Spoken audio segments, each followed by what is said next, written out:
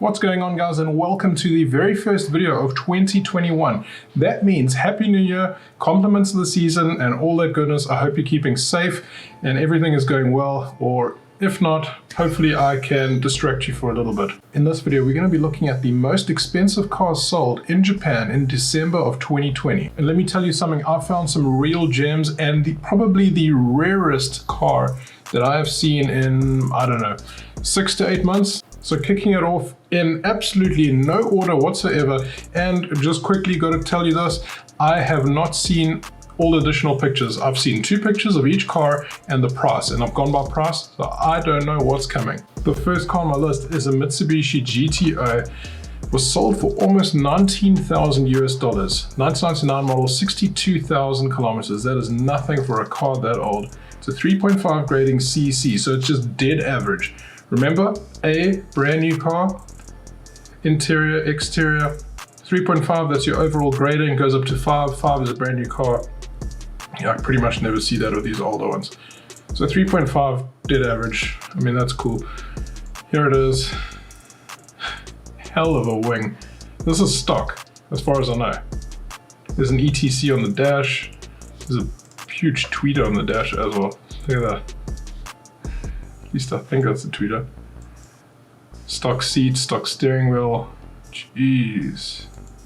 Stock wheel, stock exhaust. How's that logo on the back? That is so cool. This is a timepiece.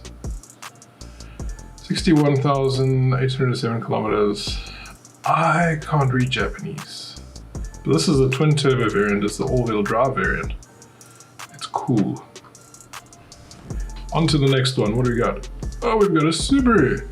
This is an STR version 5. It isn't the 2-door, which would have fetched a lot more money if it was the same type of grading. So this is a 4 grading overall. It's very good. Interior is a B. That means it's great. 51,000 kilometers. I mean, I always think, like, how does an owner have such low mileage on their car? But then I think, again, like, I'm one of those assholes. So this thing's got stock wheels, stock wing. It's really cool. If you're watching and you're from South Africa, we didn't get these. We just got the GC8 GT turbos, they call them, which essentially is a WRX at the end of the day. Wow, that's cool. So there's the ETC. It's got an aftermarket double din player. Seats are nice. Everything is neat. So that's a cool car. Ooh, and then we got this thing. So this didn't technically sell. It didn't meet the reserve. It started at the auctions at 23,000 US, and it didn't sell. It got up to 33,000. I wonder what the reserve was. The car had 7,000 kilometers on it. So it's an S13. We didn't get these in South Africa either. 4 grading CB. Let's take a look at this guy. Wow. That's so cool. This is a genuine timepiece. Oh my god, look at this. Look at this. This is like brochure stuff.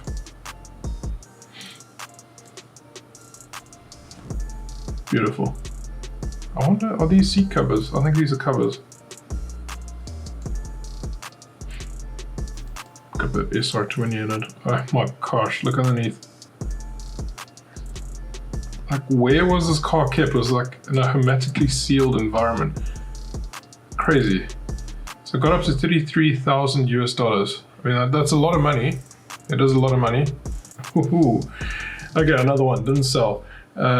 It started at 95,229 US dollars and it went up to 95,514. So like $290-ish difference, and then nobody else bid it on the car. 65,000 kilometers, pretty neat. Unfortunately, there's only 2 pictures of the car, but I mean 34. Aftermarket exhaust. It's got a sticker on the back. I don't know what the sticker is about. Looks like it's riding on stock suspension. It's got aftermarket wheels on it. I don't know what this says, but it's had a replacement part here. Couple small issues, nothing to write home about. that's cool. Oh, I did click through this one because I recognized that it was a limited edition car. So this is the car that I said was incredibly rare, and I mean, I've seen some things like Hakuska is coming on, I've seen a 22B on in 2020, but something like this, where they made very few of these Subarus. This is not a body kit. So this is a S201 variant of the Subaru. It was a special edition, and it didn't sell. Started at $33,000 US, got up to 37. I wonder what the reserve was, but a lot of people don't like this, especially because the colors are mismatched on these bumpers. But it is incredibly rare. I mean, you can see here, it's like a gunmetal, gunmetal, gunmetal, and then silver. And this car, I believe the boost gauge was in stock. Yeah, everything else is stock seats, stock trim, stock dials, STR seats. That's cool. Here's the emblem, S201. It'll tell you the number on here, which one it is. I don't know. Can't see. Dirty camera. Dust particles floating around. Wow, I mean, that's cool. I'm not a huge fan about it, but it's just so rare that I had to mention it. And then we've got the arch nemesis, the Mitsubishi Evo 6. This one sold for $20,500 US, and actually sold for a change. The last few haven't been sold. Grading 4, so above average CC. Not a lot of damage at all. So it's got some light scratches and small dent, and that's about it. So this, it's not a Tommy Mac. A lot of them are Tommy Mac. It's Garage R Bear. Never heard of them. Whatever. He's got a roll cage in the car. He's got wind up windows. So this was an RS model, that's it. So the RS model was missing things like aircon, didn't have air conditioning, it didn't have electric windows, and there were a few minor other things. I think it was ABS that it was lacking. We might be able to see on here. It's got ABS. Honestly, I don't remember. It was lacking a couple things, and the reason they did that is because of weight reduction. And that's really it. In the RS model, you pay more for it. I don't think it was much more, but you pay more for it. And you get this rally spec that's lighter and, yeah, cooler. I don't know, honestly, if the roll cage was stock. I don't remember. But this car comes with a box. Don't know what's in the box. That could be a shipping issue. Let's say it's a box of spare parts. Could be a shipping issue. You cannot send a vehicle down to South Africa, or export from Japan rather, with parts in the vehicle or loose parts. And it's illegal to do so. So you'd have to send it by a container or shipping, DHL, FedEx, etc., etc. Okay, this is on the complete other end of the spectrum. The silica sold for $29 US. Yes, $29 US. 450 Rand. I mean, you can't even fill your tank of your car in South Africa with the amount of money that this guy bought his silica for. And the guy who sold it, I feel really bad for, because it probably cost him more than $29 to get there. To actually get a fully fledged inspection, he had an inspection done on his vehicle. It wasn't one of those shitty sheets that just say the vehicle is for sale. He had it inspected and it showed all the issues. It told you what's wrong with the car, etc. E exterior, so it's not a great exterior, and a D interior, not great either. But $29 US for this car.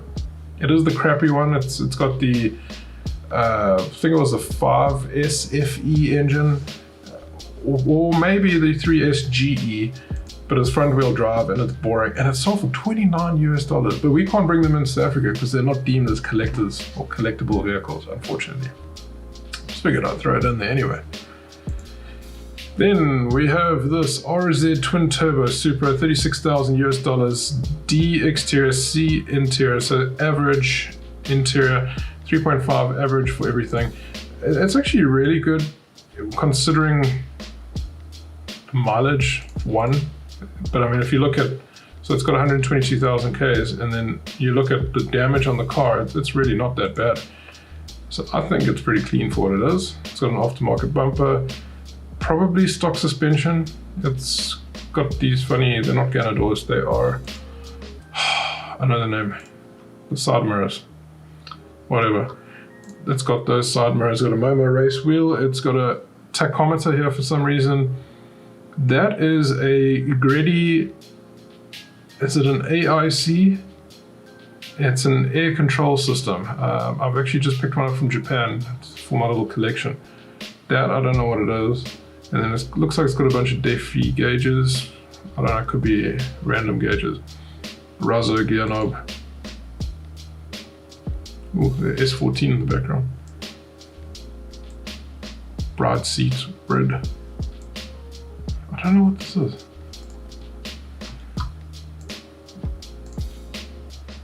Stillway, what's a stillway? Oh, it's got a big ass Gredi T88 single turbo. Hot damn. This thing would have been beast. We can't import them. Sucks. MR2 AW11 sold for $16,000 US. B, overall grading, interior, exterior. So we're looking at another timepiece here. Mileage a little bit high, 88,000, if you want to call it a timepiece. But here it is. I always wanted one of these. It kind of reminds me of the Nissan Exa. That was my mother's first or second car. A Nissan Exa. Kind of reminds me of that. And the interior on this, crazy.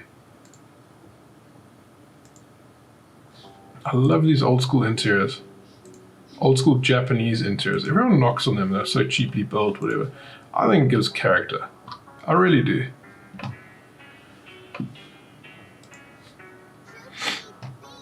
And then we're looking at the younger brother and the better brother that I have. I also have an MR2, but mine is the G Limited version. And this is the GTS, so this is the turbocharged variant with the 3S GTE engine. 3.5D overall, so not so great. Sold for almost $12,000 US. The bonnet is either not lining up properly or not closed. I think it's not closed, probably battery that went. It's got the standard fog lights in it, aftermarket wheels. It does look like it has a slight drop, probably springs. And I need to fit my lip, just looking at this car. I do have a lip like this, I need to fit it.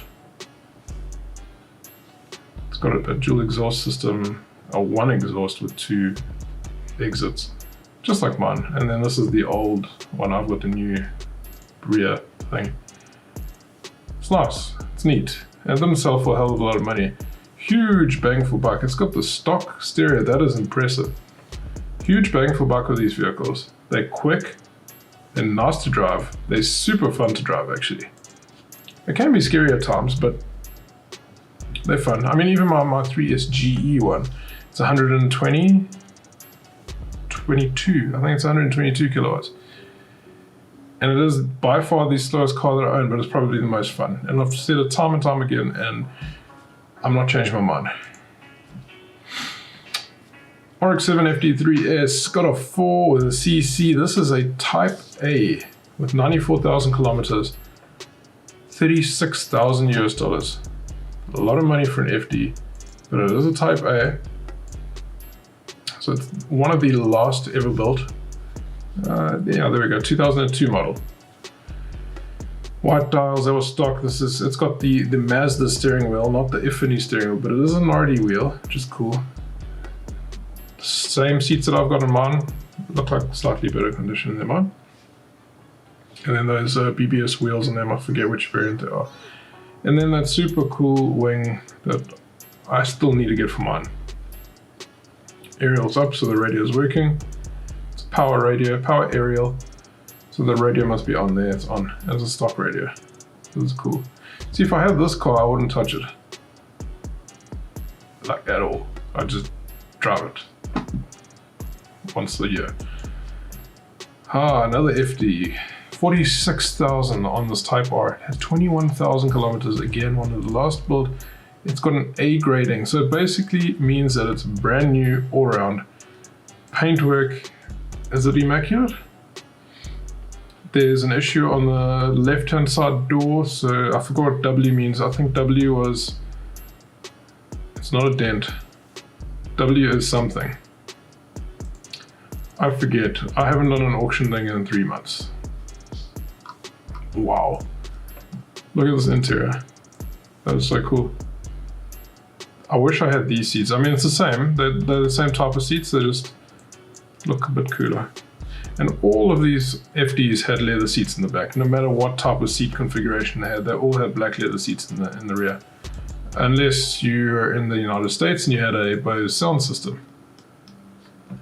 And then we got an R33 here. This is a V-Spec, which is very common actually, to get a V-Spec R33. 4BC, very, very good condition. Semi-high mileage, 123,000 kilometers. Stock exhaust, I think it's stock, I may be wrong. Stock wing, obviously. Ride height, I don't know. That's not stock. That's not stock. The steering wheel may not be stock. Nope, it's an RD wheel, it's not stock. Oh, that's like some sort of an RPM light, maybe. Not stock seat, don't even know what make this is. Could just be rear upholstered seat, yeah, it might be. I like how these dudes just like, duck. Quickly, they're taking the photo, duck. Okay. Nismo badge, it's not a Nismo. Cool. $37,500 US. And the final two vehicles are GTRs, I think.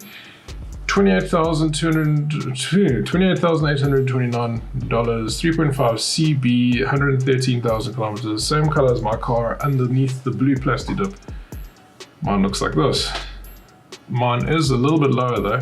I do have coilovers. I do have the same front bumper with matching painted lip. And then, yeah, I've got all the little few in-one extras.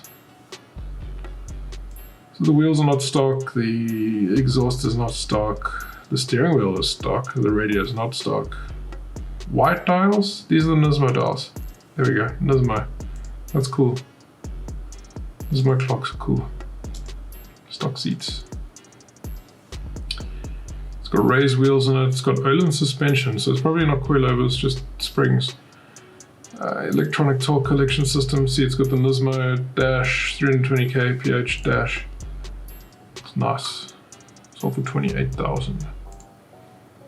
Ooh, and this one, so it's not a GTR. Skyline 2000 GT, KGC10.